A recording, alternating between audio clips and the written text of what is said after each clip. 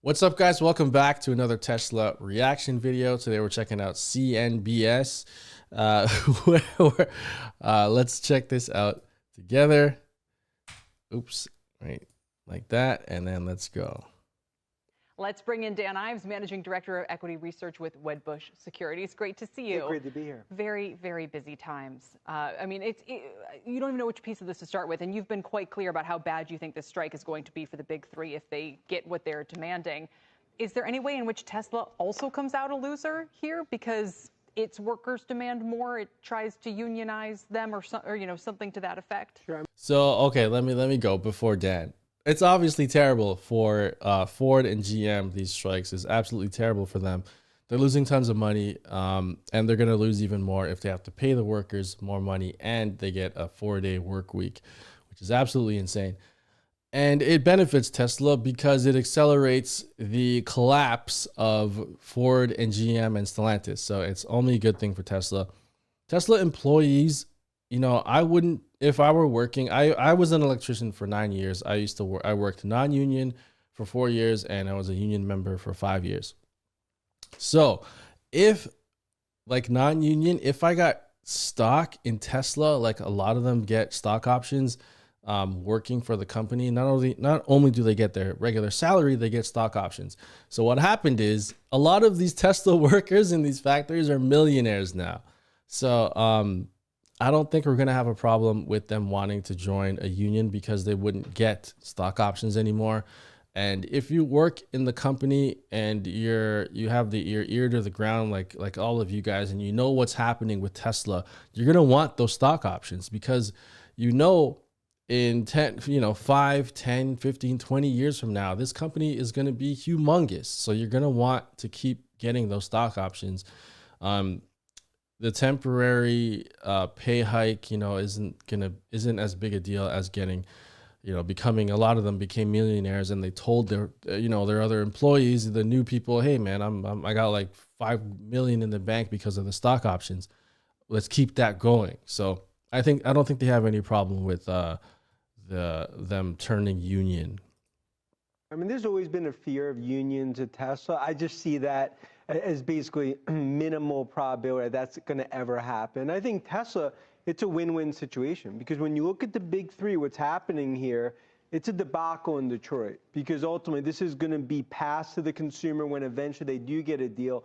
And the EV strategy, I mean, this is a gut punch to borrow Farley, what they've built over the years. And I think that's really the frustration right now in this Rubik's Cube, where I believe the UAW deal, if they took that, it would essentially impair the business models for us in the next decade. For the big three, that is. It will impair the business models. Yes, They'll be of course. forced to pay so much more to the workforce that they will not be able to invest in the conversion to electric vehicles? Exactly. I mean, if I look, if they actually sign this deal, I mean, these business models, the street would basically view it as an Everest-like uphill battle to ever be successful because it's ultimately one hand tied behind their back. They're going up against non-union Tesla, non-union Rivian, foreign automakers, and that's why right now, champagne on ice has been for Tesla in terms of the pending competition that's coming out of Detroit.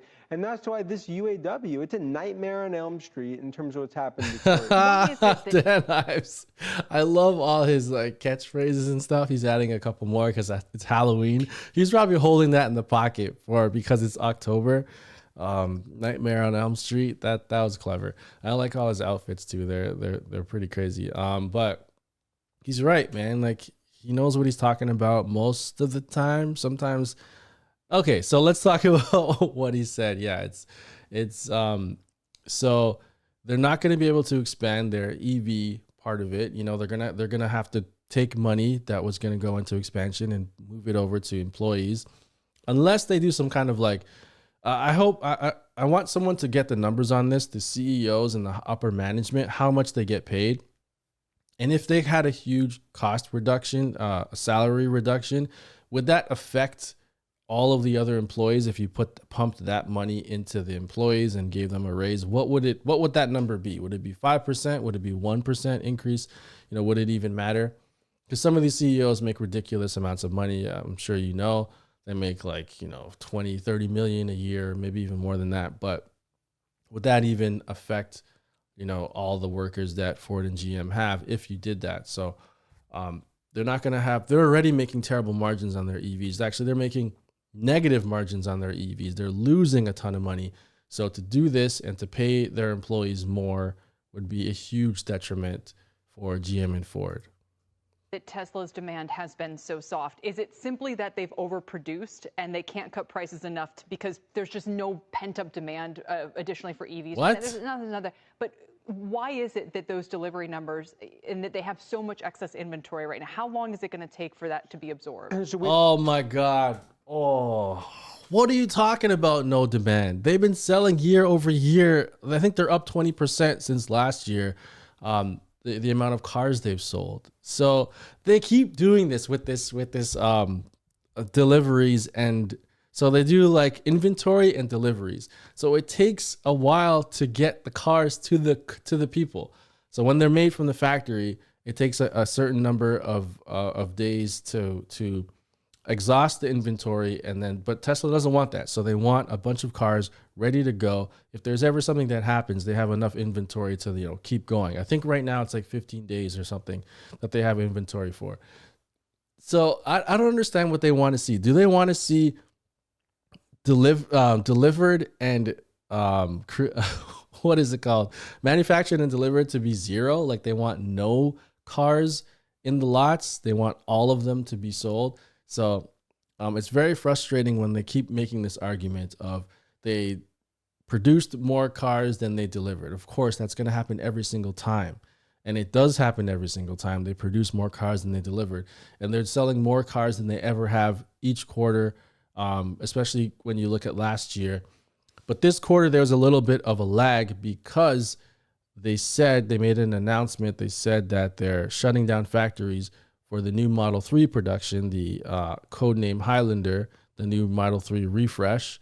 So they had to shut down factories for that, which they said they were going to do.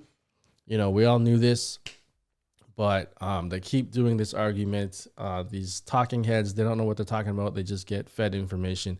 But they think that demand is soft, and that's why Tesla is dropping prices. But Tesla's overall goal is to get more people to own their cars. They want as many people to transition to EVs as possible. So that's the goal. The prices are always going to come down. That's like, they're making a cheaper Model 3 that's coming out, I think, next year or the year after that. That's going to be even cheaper. And they're going to keep driving costs down and selling a lot more cars. And sooner or later, it's going to get annoying, but you're going to see like almost every car on the road is going to be Teslas. So I know there's people now that hate Teslas. This is just the beginning because you're going to see them everywhere, absolutely everywhere. So buckle up for that. I think it's really fourth quarter. I mean, if I look overall, take a step back, if you look at 1.8 million, what I believe is going to be deliveries for the year, that's a super strong number relative to the environment. I think margins trough, and Phil's talked about that as well. Q4, I think you have a Cybertruck that starts production, a refresh of Model 3, and I think in China, they actually start to gain more share. That's why, in our view, this is more of what I view as a pause into the next phase of the Tesla growth story, which is why we've been telling our investors here, you continue to own this name. How did they go from not being able, a year ago, not being able to meet demand to the situation where they are right now? Yeah, what happened? Look, demand definitely softened. We've seen that in China in terms of essentially a price war that's happened in China. But I believe the poker move of cutting prices, that was the right thing. I think we've seen it in the stock in terms of stimulating demand for Tesla. But no doubt, they are definitely going through a transition in terms of what we're seeing with demand in the U.S. globally. But if you look at scale and where we believe they could get to production, we're going to be looking at next year or two, a company that's going to be 2.5 million, ultimately in the 3 million, what they're going to see from a delivery as well as a production. I think this is just, Tyler, in my opinion, this is just what I'll call the middle phases of the next phase of the Tesla growth story taking place. I wonder, though, Yeah, I about think so competing too. with BYD. I mean, they have more models. They update them more quickly. They have more colors. It's already Chinese.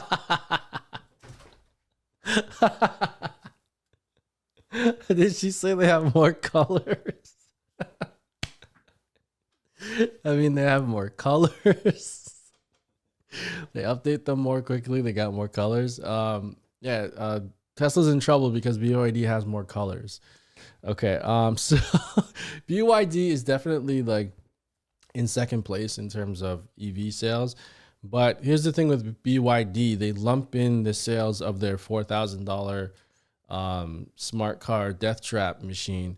So that is mixed in there as well. So the EV sales are mixed in with that tiny car, and I think they even mix in their hybrid cars as well. So they are second place, and they do make a little bit of money on their cars, but they're still not close to Tesla in terms of margins. Numbers they are, but like I said, they sell these tiny death traps, and I wonder if anyone has separated those numbers out to see what's the most. Like, I want to know the Model 3 equivalent and up. I don't want to know like the $4,000 smart cars that they sell. Like, that's not really a concern for me. But yeah, that was hilarious. They have more colors. That's amazing. These models are like some of the top selling vehicles in Europe already. They also have, what's the smaller one with the four letters? Anyway, it's not just BYD, which is formidable, but there's other Chinese automakers as well. And you read about these are not like, low cost, cheap businesses. BYD is like, it's like the Japan of the 2020s in terms of the impact that Japanese automakers had on the market back then. So you do wonder if Tesla, even having an advantage to the big three, how does it not get undercut? And if they keep the Chinese cars out of this market, maybe it'll be fine. But how does it not get undercut? Look, this is an arms race. I mean, so undercut. So here's the thing: Tesla's making way more. The margins on the Tesla cars are way higher than BYD. BYD is making like 45% margins on their cars, and Tesla is making way more than that. So they can't undercut Tesla. It's impossible for them to undercut Tesla at this point. If they drop their prices lower, then they'll be negative margins. So they can't undercut Tesla because Tesla is making way more money than them on per car sale basis. So they can't. this is a Game of Thrones that's going on, and to see what happened in China, I've seen it firsthand. BYD, NIO, XPeng, and others. I mean, it's some of the best EVs out there. I think where Tesla has been so successful because of their ability to expand gig in terms of Shanghai, what they've been able to do from a price perspective, and the Chinese consumer, especially in the high end or rising middle class, they do want Teslas. But to your point, do Chinese EV vehicles come here into the U.S.? Ultimately, that actually becomes the issue because that's going to be. What do you think will happen? If you have a second Trump administration, there will be presumably tariffs or protections against the importation of Chinese vehicles. I would guess. I don't know. They're still on him from his first administration. Well, yeah, they're still on it. Yeah. I think what's happened right now. Look what's happening out of the Beltway, Detroit Big Three. I mean, it's been gut punches from UAW, but now if you ultimately have Chinese EVs come in, that would just add to the worst. So I continue to see that as a cement wall that does benefit Tesla, benefits the Big Three. But right now, they're in that cage match with the UAW, where, in my opinion, that's really the frustration that's building, not just in Detroit, but across the industry. It seems the one missing plank for Tesla would be if they had a Model 2 or some kind of lower cost mass market car that could compete against the Chinese or just make it more affordable for a lot of Americans who might be tempted to switch. But that feels like it's just way off in the distance at this point. But I believe by the end of next year, a sub 30K vehicle is introduced by Musk, plus with Cybertruck. And that's why I just view this is in the early days, even with Supercharger and the sum of the parts.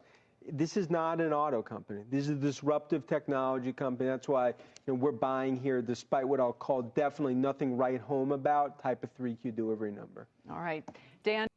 Yeah. So okay, she apparently thinks that the cheaper Model 3, the Model 2 is coming out, way years down the line. But yeah, it's supposed to be end of next year, or I think it'll be 2024, maybe 2025. It'll come out. But those factories, the Mexico factory, I think has started they broke ground on it, I believe. And I even heard that they're making the first Model 2s are going to come out of Fremont or the Austin factory. I'm not sure. I got to check those numbers. But I think, so they're going to be coming out of two different factories. But the Mexico factory is dedicated to that new, cheaper model. So that'll come out, relatively soon compared to, Ford and GM are just a mess right now because of the strikes, and they were a mess before in terms of their EV sales. I don't think BYD is a little bit of a threat, but if, like they said, the tariffs are still up, they won't be able to sell the cars in America. But I think, yeah, Tesla is still the king right now. And like Dan Ives said, he's encouraging his stockholders to, hold the stock and keep buying more. And that's what I'm doing. Keep buying more every month. It's not financial advice. Obviously, just what I do. I buy more Tesla stock every single month. And that's another segue to my Patreon, guys. So sign up to my Patreon.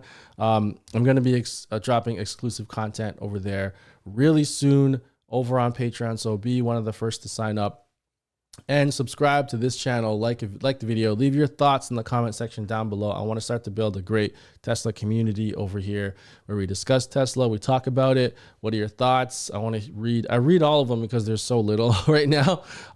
So leave those comments in the comment section down below. Again, support me over on Patreon, and I'll see you next time.